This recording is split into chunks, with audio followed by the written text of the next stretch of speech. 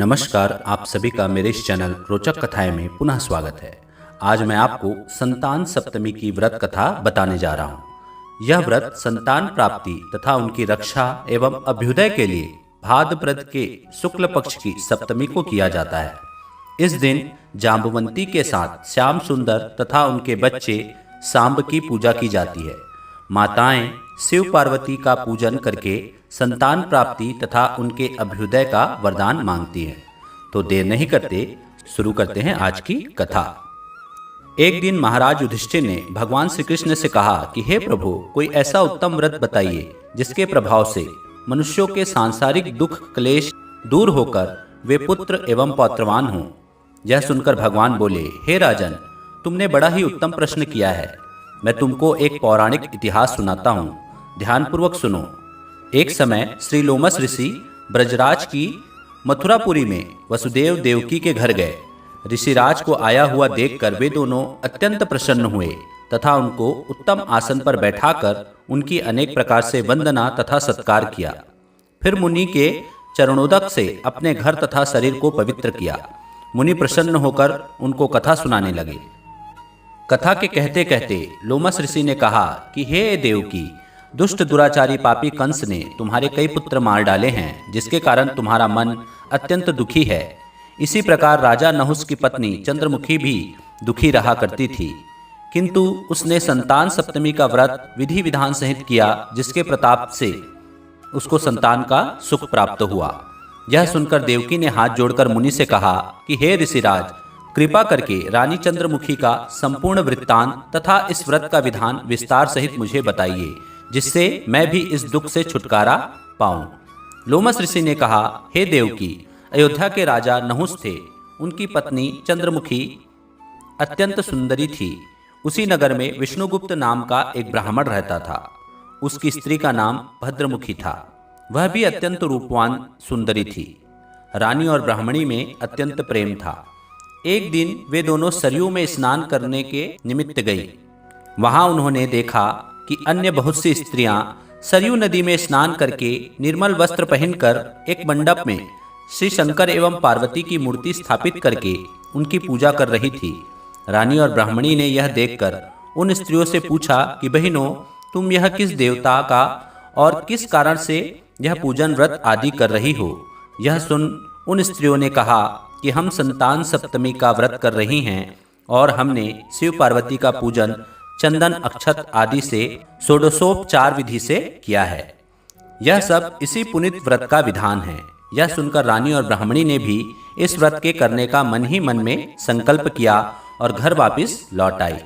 ब्राह्मणी भद्रमुखी तो इस व्रत को नियम पूर्वक करती रही, किंतु रानी चंद्रमुखी राजमत के कारण कभी इस व्रत को करती, कभी न करती और कभी भूल जाती। कुछ समय बाद यह दोनों मर गई। दूसरे जन्म में रानी ने बंदरिया और ब्राह्मणी ने मुर्गी की योनि पाई, परंतु ब्राह्मणी मुर्गी की योनि में भी कुछ नहीं भूली और भगवान शंकर तथा पार्वती जी का ध्यान करती रही। उधर रानी बंदरिया योनि में भी सब कुछ भूल गई। थोड़े समय के बाद इन दोनों ने यह देह भी त्याग दिया। अब इनका तीसरा जन्म मनुष्य योनि में हुआ। उस ब्राह्मणी ने तो एक ब्राह्मण के यहाँ कन्या के रूप में जन्म लिया तथा रानी ने एक राजा के यहाँ राजकन्या के रूप में जन्म लिया। उस ब्राह्मण कन्या का नाम भूषण देवी रखा गया तथा विवाह योग्य होने पर उसका विवाह गोकुल निवासी अग्निभील नामक ब्राह्मण से कर दिया गया।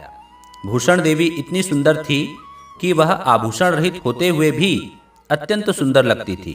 कामदेव की पत्नी रति भी उसके सम्मुख लजाती थी। भूषण देवी के अत्यंत सुंदर सर्वगुण संपन्न चंद्रमा के समान धर्मवीर कर्मनिष्ठ सुशील स्वभाव वाले 8 पुत्र उत्पन्न हुए। यह सब शिवजी के व्रत का पुनीत फल था। दूसरी ओर शिव विमुख रानी के गर्भ से कोई भी पुत्र नहीं हुआ और वह निसंतान दुखी रहने लगी। रानी और ब्राह्मणी में जो प्रीति पहले जन्म में थी वह अब भी बनी रही। रानी जब वृद्धावस्था को प्राप्त होने लगी तब उसके एक गूंगा व बहरा तथा बुद्धिहीन अल्पायु वाला एक पुत्र हुआ और 9 वर्ष की आयु में इस क्षणभंगुर संसार को छोड़कर चला गया। अब तो रानी पुत्र शोक में अत्यंत दुखी हो व्याकुल रहने लगी। देवयोग से भूषण देवी ब्राह्मणी रानी के यहाँ अपने सब पुत्रों को लेकर पहुंची। रानी का हाल सुनकर उसे भी बहुत दुख हुआ, किंतु इसमें किसी का क्या वश। कर्म और प्रारब्ध के लिखे को स्वयं ब्रह्मा भी नहीं मिटा सकते हैं। रानी कर्मच्युत भी थी, इसी कारण उसे यह दुख देखना पड़ा। इधर रानी उस ब्राह्मणी के इस वैभव और 8 पुत्रों को देखकर उससे मन ही मन ईर्ष्या करने लगी तथा उसके मन में पाप उत्पन्न हुआ। उस ब्राह्मणी ने रानी का संताप दूर करने के निमित्त अपने 8 पुत्र रानी के पास छोड़ दिए। रानी ने पाप के वशीभूत होकर उन ब्राह्मण पुत्रों की हत्या करने के विचार से लड्डू में विष मिलाकर उसको भोजन करा दिया, परंतु भगवान शंकर की कृपा से एक भी बालक की मृत्यु न हुई। यह देखकर तो रानी अत्यंत ही आश्चर्यचकित हो गई और इस रहस्य का पता लगाने की मन में ठान ली। भगवान की पूजा सेवा से निवृत्त होकर जब भूषण देवी आई तो रानी ने उससे कहा कि मैंने तेरे पुत्रों को मारने के लिए इनको जहर मिलाकर लड्डू खिला दिए, किंतु इनमें से एक भी नहीं मरा। तूने ऐसा कौन सा दान पुण्य व्रत किया है जिसके कारण तेरे यह पुत्र भी नहीं मरे और तू नित्य नए सुख भोग रही है? तू बड़ी सौभाग्यवती है। इस सब का भेद तू मुझे निष्कपट होकर समझा, मैं तेरी बड़ी ऋणी रहूंगी। रानी के ऐसे दीन वचन सुनकर भूषण ब्राह्मणी कहने लगी, हे रानी सुनो, मैं तुमको 3 जन्म का हाल कहती हूँ, सो ध्यानपूर्वक सुनना। पहले जन्म में तुम राजा नहुस की पत्नी थी और तुम्हारा नाम चंद्रमुखी था। मेरा नाम भद्रमुखी था और ब्राह्मणी थी। हम तुम अयोध्या में रहते थे और मेरी तुम्हारी बड़ी प्रीति थी। एक दिन हम तुम दोनों सरयू नदी में स्नान करने गई और दूसरी स्त्रियों को संतान सप्तमी का उपवास, शिवजी का पूजन अर्चन करते देखकर हमने तुमने भी उस उत्तम व्रत को करने की प्रतिज्ञा की थी। तुम तो राजमत के कारण सब भूल गई और झूठ बोलने का तुमको दोष लगा, जिसे तुम आज भी भोग रही हो। मैंने इस व्रत को आचार विचार सहित नियम पूर्वक सदैव किया और आज भी करती हूँ।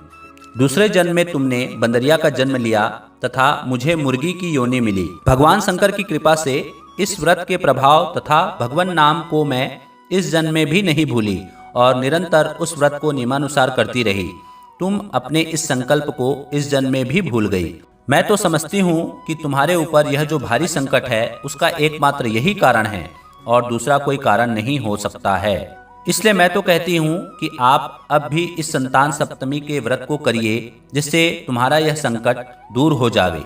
लोमस ऋषि ने कहा, हे देवकी, भूषण ब्राह्मणी के मुख से अपने पूर्व जन्मों की कथा तथा व्रत संकल्प इत्यादि सुनकर रानी को पुरानी बातें याद आ गई और वह पश्चाताप करने लगी तथा रानी भूषण ब्राह्मणी के चरणों में पड़कर क्षमा याचना करने लगी और भगवान शंकर पार्वती की अपार महिमा के गीत गाने लगी। उसी दिन से रानी ने नियमानुसार संतान सप्तमी का व्रत किया, जिसके प्रभाव से रानी को संतान सुख भी मिला तथा संपूर्ण सुख भोग कर रानी शिवलोक को गई। भगवान शंकर के व्रत का ऐसा प्रभाव है कि पथ भ्रष्ट मनुष्य भी अपने पथ पर अग्रसर हो जाता है और अंत में सब ऐश्वर्य भोग कर मोक्ष पाता है। लोमस ऋषि ने कहा कि हे देवकी, इसलिए मैं तुमसे भी कहता हूँ कि तुम भी इस व्रत को करने का दृढ़ संकल्प अपने मन में करो, तो तुमको भी संतान सुख प्राप्त होगा। इतनी कथा सुनकर देवकी हाथ जोड़कर लोमस ऋषि से पूछने लगी, हे ऋषिराज, मैं इस पुनित व्रत को अवश्य करूंगी, किंतु आप इस कल्याणकारी एवं संतान सुख देने वाले व्रत का विधान, नियम, विधि आदि विस्तार से समझाइए। यह सुनकर ऋषि बोले, हे देवकी, यह पुनित व्रत भादो के महीने की शुक्ल पक्ष की सप्तमी को किया जाता है। उस दिन ब्रह्म मुहूर्त में उठकर किसी नदी अथवा कुआं के पवित्र जल से स्नान करके निर्मल वस्त्र पहनने चाहिए। फिर श्री शंकर भगवान तथा जगदम्बा पार्वती की मूर्ति स्थापना करें। इन प्रतिमाओं के सम्मुख सोने चांदी के तारों का अथवा रेशम का एक गंडा बनावें। उस गंडे में 7 गांठें लगानी चाहिए। इस गंडे की धूप दीप अष्टगंध से पूजा करके अपने हाथ में और भगवान शंकर से अपनी कामना सफल होने की शुद्ध भाव से प्रार्थना करें।